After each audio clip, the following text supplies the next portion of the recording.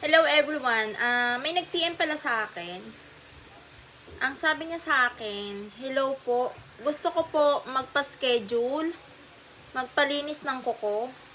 Wala po makatanggal ng ingrown ko dito sa 13. Then, sinend ko yung appointment details and then yung price.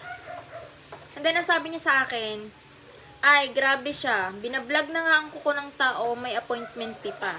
Thanks na lang. So, nasa sa inyo naman po yun. Explain ko lang, no? Nasa sa inyo naman po yun kung kayo ay magpapa-appointment o hindi. Kung ayaw nyo po ng rules and regulation po, wag na po kayong magpa-appointment. So, dun na lang po kayo pumunta sa mga salon na pwede po mag-walk-in. Dito po kasi, kaya po may ganon, may schedule po ng appointment, is dahil marami pong pumupunta na client, iba-ibang lugar, malalayong lugar, at talaga yung iba naglalaan pa ng oras, kahit sobrang layo makapunta lang dito. So, ang mahalaga po talaga ay, kaya po talaga may appointment fee, hindi ko naman po alam kung sino po ang pupunta sa araw na to, kasi nga po by schedule, hindi naman po ako walk-in lang. Kung walk-in po yun, wala pong appointment fee yun, kasi walk-in lang.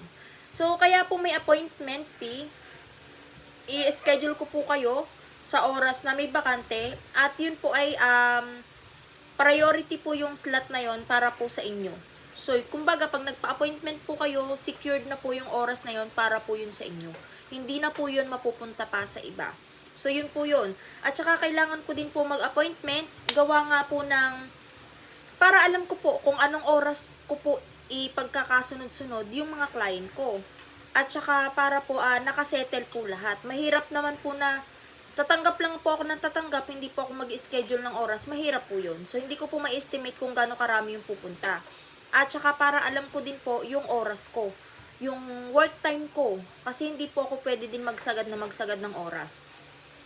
Ang oras ko po, nag-start ako ng 8:30 hanggang alas 4 lang po ako ng hapon. Hindi po ako nagsasagad ng oras ng hanggang 5, hanggang 8. Kasi may mga nagtatanong po sa akin kung natanggap daw po ako ng gabi. Hindi po ako natanggap ng gabi.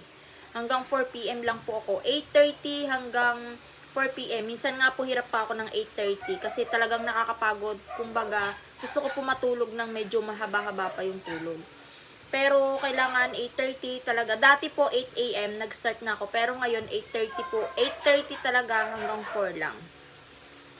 So, sa mga nagpapa-appointment po, wala naman pong sapilitan yun kung magpapa-appointment po kayo o hindi. Kung ayaw nyo po nung mga rules po, wag na lang po ninyo tuloy. Ano po, hindi po yung andami nyo pa pong sasabihin. Wala naman po yung sapilitan. Nasa sa inyo naman po yun.